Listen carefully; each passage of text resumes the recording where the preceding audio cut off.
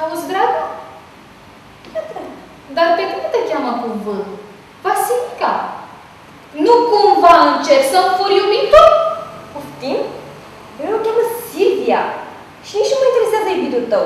Te Și cheamă- măcar nu e iubitul tău încă. Te cheamă Vasilica. Mă cheamă Silvia.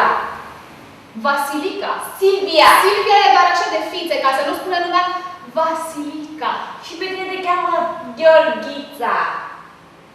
Mă cheamă Georgette. Gheorghița.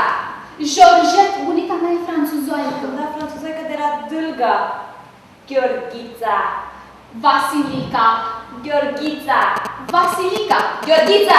Vasilica. Gheorghița. Vasilica. Gheorghița. Vasilica. Extraordinar. Ia, taci din gură.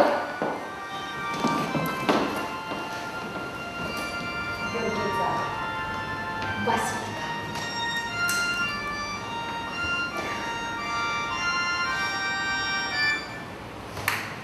Yes, Cornelius.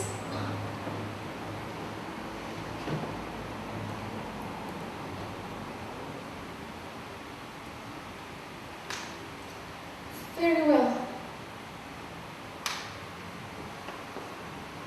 Ce zice? Era Cornelius.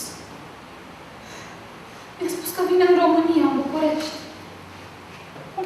Să mă ia prin cluburi pentru că mă apreciază și sunt prietena lui, cea mai bună din România.